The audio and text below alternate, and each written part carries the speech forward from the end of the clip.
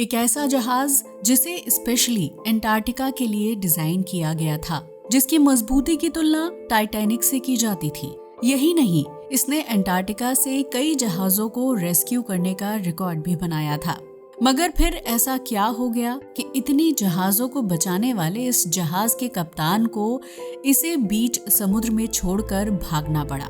आखिर क्या है कहानी इस जहाज की, बताएंगे, मगर उसके लिए आपको हमारी वीडियो को एंड तक देखना होगा। चलिए शुरू करते हैं। इस जहाज का नाम था MV एक्सप्लोरर और ये दुनिया की पहली क्रूज शिप थी, जिसको बर्फ पर चलने के मकसद से ही बनाया गया था। इसे बनाने वाली कंपनी ने इसकी जितनी तारीफ की थी, ये था भी उतना ही तारीफे काबिल, क्योंकि अपने बनने के कुछ दिनों के अंदर ही इसने अंटार्कटिका से कई शिप को रेस्क्यू करने का रिकॉर्ड अपने नाम कर लिया था। मगर फिर आई 23 नवंबर 2007 की एक ऐसी रात जिसने इस शिप के बारे में लोगों की राय को बदल कर रख दिया। आखिर क्या हुआ था उस रात को कि कप्तान को इसे छोड़कर भागना पड़ा था? कैप्टन MV एक्सप्लोरर शिप को छोड़कर क्यों भागा? ये जानने से पहले आपको इसकी मेकिंग की कहानी जाननी होगी। तो इस कहानी की शुरुआत होती है 1960 में। अब तक अंटार्कटिका का सफर करना किसी सपने से कम नहीं था। ऐसा इसलिए क्योंकि वर्ल्ड में अब तक ऐसा कोई स्पेशल शिप नहीं था जो इस बर्फीले समुद्र की यात्रा कर सके, जबकि नॉर्मल शिप में वहां जाना मौत को दावत देने के जैसा था। लेकिन फिर एक स्वीडिश अमेरिकन बिजनेसमैन जिनका नाम एरिक लिंड था, उन्होंने अंटार्कटिका के बर्फीले चैलेंज को एक्सेप्ट किया। असल में अंटार्कटिका जहां पहुंचना किसी सपने से कम नहीं होता, मगर फिर भी काफी सारे लोग हैं जो एक्साइटमेंट की वजह से यहाँ जाना चाहते हैं। लेकिन पहले एक्सट्रीम वेदर के चलते कोई वहाँ जा नहीं पाता था। मगर फिर एरिक लिंड की कंपनी ने एक ऐसा शिप बनाकर तैयार किया जिसकी स्पेशलिटी ही बर्फ पर चलना थी। इस शिप की लंबाई 240 फुट थी और इसका वजन 2300 टन से भी ज्यादा था। इसे बनाने वाले बिजनेसमैन के नाम पर ही इस शिप का नाम लिंडब्लेड एक्सप्लोरर रखा गया। ये शिप इतना ज्यादा मजबूत था कि इसका कंपैरिजन टाइटैनिक और RMS ओलंपिक शिप से किया जा रहा था। हालांकि ये आकार में उनसे छोटा शिप था, मगर मजबूती में इसका कोई मुकाबला नहीं था। असल में ये शिप अपने आप में ही पहली ऐसी क्रूज शिप थी जिसका उद्देश्य ही पैसेंजर्स को अंटार्कटिका के बर्फीले पानी की सैर करवाना था। वैसे ये शिप टाइटैनिक से छोटा था, मगर मजबूती में इसका कोई मुकाबला नहीं था। साथ ही इसमें एक साथ 168 लोग बैठ सकते थे, जिसमें 104 पैसेंजर और 54 क्रू मेंबर्स की जगह बनाई गई थी। अगर इस शिप के इंटीरियर की बात करें तो ये लग्जूरियस 5 स्टार होटल की तरह था। इसमें हर तरह की लग्जरी फैसिलिटी थी जो इसे और भी खास बना देती थी। तभी तो लॉन्च होते ही लिंडब्लेड एक्सप्लोरर शिप वर्ल्ड में फेमस हो गया और वर्ल्ड वाइड से लोग इसमें बैठकर अंटार्कटिका जाने के सपने देखने लगे। लिंडब्लेड एक्सप्लोरर शिप की पॉपुलैरिटी बढ़ती ही जा रही थी और फिर धीरे धीरे इसके ओनर भी बदलते गए।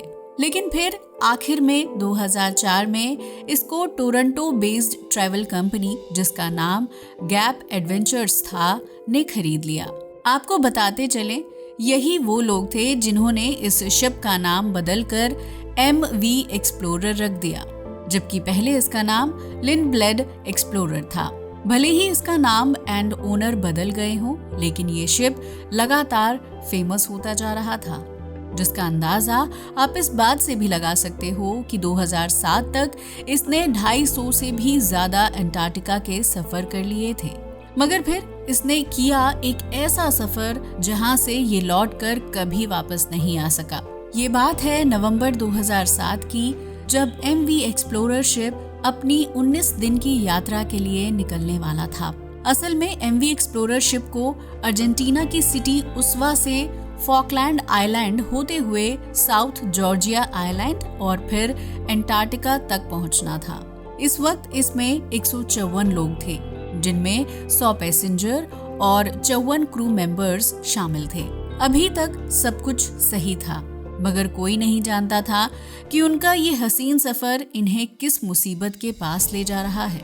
अगर बात की जाए एमवी एक्सप्लोरर शिप के प्रेजेंट कप्तान की, तो इनका नाम था बैकेड वीमन, जिनकी उम्र 49 साल थी। ये कई बार अंटार्कटिका का दौरा कर चुके थे और इन्हें इस ओशन का काफी ज्यादा एक्सपीरियंस था। तभी तो इनके साथ सभी पैसेंजर खुद को काफी सेफ फील कर रहे थे। मगर अंटार्कटिका के वेदर को कोई नहीं जानता। यहाँ कब क्या हो जाए इसका किसी को अंदाजा नहीं होता, फिर चाहे किसी को कितना भी एक्सपीरियंस क्यों ना हो। हाँ, मगर कभी कभी ज्यादा एक्सपीरियंस इंसान से बेवकूफी से भरे फैसले जरूर करवा देता है। ऐसा ही कुछ इस शिप के कप्तान के साथ भी हुआ। असल में हुआ यूं कि उन्होंने अपने मौजूदा रूट को बदलकर एक अलग ही रूट पकड़ लिया। उन्होंने ऐसा इसलिए किया क्योंकि उन्हें लग रहा था कि इस रूट से वो पुरानी बर्फ से बचते हुए जल्दी पहुंच जाएंगे। स्टार्टिंग के 10 दिन तो बिल्कुल सही गुजरे, मगर फिर 22 नवंबर को अचानक से सब कुछ बदल गया, क्योंकि एमवी एक्सप्लोरर अचानक से एक ऐसी जगह एंटर हो गया जहां बहुत ज्यादा मात्रा में बर्फ थी। कप्तान ने अनाउंस किया कि हम बर्फीली वादी से गुजर रहे हैं, इसलिए बर्फ बार बार शिप से टकराएगी, जिससे काफी शोर होगा। डरने की बात नहीं है, बस आपको इस रात को बर्दाश्त करना होगा। सबको समझ आ गया कि बर्फ की वजह से ये सारी प्रॉब्लम्स हो रही हैं, मगर किसी को कोई टेंशन नहीं थी क्योंकि उन्हें कप्तान पर भरोसा था। काफी रात हो चुकी थी, इसलिए बर्फ को देखकर कप्तान ने स्पीड भी धीमी कर ली। धीरे धीरे शिप गुजर रहा था, मगर ये कोई नहीं जानता था कि शिप लगातार पतली बर्फ की लेयर से मोटी और पुरानी बर्फ की लेयर की ओर बढ़ रहा है। कैप्टन को इसके बारे में अंदाजा भी नहीं था कि वो कितनी खतरनाक मुसीबत की तरफ बढ़ते जा रहे थे। ऐसा इसलिए हुआ क्योंकि रात के 10 बज रहे थे और अंधेरा काफी ज्यादा था।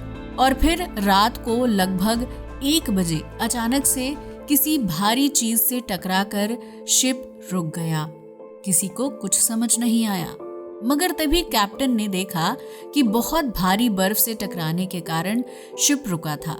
पर उन्होंने पहले ही अनाउंस कर रखा था कि बर्फ टकराने से आवाजें होंगी, इसलिए किसी ने ध्यान ही नहीं दिया और ज्यादातर पैसेंजर आराम से सोते रहे। कैप्टन ने दोबारा से शिप को स्टार्ट किया और शिप बर्फ काटते हुए आगे बढ़ने लगा। हालांकि एमवी एक्सप्लोरर दोबारा स्टार्ट तो हो चुका था, मगर किसी को नहीं पता था कि शिप के हल में एक होल हो चुका है, जिससे पानी धीरे धीरे जहाज में भर रहा है। अगर एमवी एक्सप्लोरर के हल की बात करें तो नॉर्मल शिप के बजाय एमवी एक्सप्लोरर में 2 हल लगे हुए थे, लेकिन बर्फ से टकराने के कारण अब शिप के निचले हिस्से में पानी जमा होने लगा। मगर इसमें सोए हुए पैसेंजर्स की आंख तब खुली जब उनके केबिन में पानी भरना शुरू हो गया। ऐसा इसलिए हुआ क्योंकि पैसेंजर्स के केबिन जहाज के सबसे निचले हिस्से में बने हुए थे, इसलिए जब पानी जहाज में जमा हो रहा था तो सबसे पहले केबिन में ही पहुंचा। ये देखकर पैसेंजर डर गए और हर कोई अपनी जान बचाने के लिए इधर उधर भागने लगा। अब जल्दी से कप्तान को इसकी सूचना दी गई। पहले तो कप्तान को लगा कि कोई नॉर्मल डैमेज हुआ होगा, मगर जब उन्होंने देखा कि मामला हाथ से निकल चुका है तो उन्होंने लाइफ बोट्स के थ्रू पैसेंजर्स को निकालना शुरू कर दिया। क्योंकि एमवी एक्सप्लोरर अभी अपनी डेस्टिनेशन से 40 किलोमीटर दूर था, लेकिन इस डैमेज के साथ मंजिल तक पहुंचना नामुमकिन था। कैप्टन के लिए एक तरफ कुआं तो दूसरी तरफ खाई की बात हो रही थी, क्योंकि इतने ठंडे समुद्र में लाइफ बोट पर ज्यादा देर जिंदा रहना भी पॉसिबल नहीं था और डैमेज शिप के साथ डेस्टिनेशन तक पहुंचना भी नामुमकिन था। इसलिए कप्तान ने एमवी एक्सप्लोरर के करीब 2 शिप को सिग्नल भेजना शुरू कर दिया।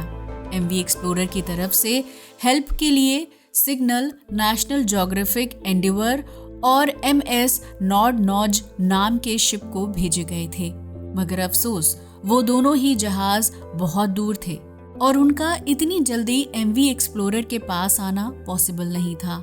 पर पानी लगातार बढ़ता ही जा रहा था और फिर अचानक से वहां भी पानी भर गया जहां से शिप को पावर मिलती थी। पानी भरने की वजह से अब सब कुछ बंद हो चुका था इसके इंजन और लाइट सब बंद हो गए थे। अब एमवी एक्सप्लोरर बस लहरों के भरोसे खड़ा था। बट जहां कैप्टन को पैसेंजर्स की जान बचाने का खतरा था, तो दूसरी ओर उसे एक और समस्या दिखाई दे रही थी कि अगर शिप के इंजन को ऑन नहीं किया गया तो समुद्री लहरें इसे फिर से बर्फ की तरफ धकेल सकती हैं, जिससे जहाज डूब जाता। पर इलेक्ट्रिकल फेलियर की वजह से इंजन को ऑन नहीं किया जा रहा था, मगर फिर इसे मैनुअल ऑन करने की कोशिश की गई और लकीली ये आइडिया काम कर गया। इंजन एक बार फिर स्टार्ट हो गया, जिससे क्रू मेंबर्स ने शिप को खाली करने का प्रोसेस भी तेज कर दिया। थोड़ी देर में शिप पर मौजूद पैसेंजर लाइफ बोट के थ्रू पानी में उतर गए। कुछ देर तक कप्तान और क्रू मेंबर लहरों की वजह से टेढ़े हो गए, जहाज को सीधा करने की कोशिश करते रहे, मगर वो नाकामयाब रहे और शिप का इंजन एक बार फिर बंद हो गया। जब चारों तरफ से नाकामयाबी दिखाई देने लगी, तो कप्तान और मौजूद क्रू मेंबर भी लाइफ बोट पर सवार होकर अटलांटिक ओशन में उतर गए। अब उनके पास हेल्प का इंतजार करने के अलावा और कोई ऑप्शन नहीं था। वो किसी शिप का इंतजार करने लगे, क्योंकि लाइफ बोट के सहारे वो ना आगे जा सकते थे ना पीछे, क्योंकि खुला आसमान और बर्फीली हवाएं हर वक्त उनकी जान लेने पर उतारू थे। लेकिन फिर भी उन्हें इंतजार करना पड़ा और फिर 4 घंटे के बाद एक शिप वहां आया, जिसने इन सभी पैसेंजर्स और क्रू मेंबर को तो बचा लिया, मगर एमवी एक्सप्लोरर डूब गया। अपने देश वापस लौटने के बाद इस हादसे पर एक इन्वेस्टिगेशन टीम बिठाई गई, जिससे ये रिजल्ट सामने आया कि ये हादसा कैप्टन की गलती की वजह से हुआ। अगर उसने अपने रूट को ना बदला होता तो जहाज ना डूबता। असल में कैप्टन ने जिसे नई और पतली बर्फ की लेयर समझा था, वो कई साल की जमी हुई पुरानी बर्फ थी। आज भी MV Explorer ship Penguin Island से 25 मील साउथ ईस्ट में 1300 मीटर की गहराई में है, जिसे कभी रेस्क्यू नहीं किया जा सका। इस तरह अंटार्कटिका से कई जहाज को रेस्क्यू करने वाला जहाज खुद ही डूब गया। वैसे आपको क्या लगता है, अगर कप्तान रूट चेंज ना करता तो क्या इस जहाज को बचाया जा सकता था? अपनी राय को हमें कमेंट करके बताना ना भूलिएगा। साथ ही अगर आपको हमारा वीडियो पसंद आया हो तो इसे लाइक और हमारे चैनल को सब्सक्राइब जरूर करें। आज के लिए बस इतना ही। जय हिंद दोस्तों।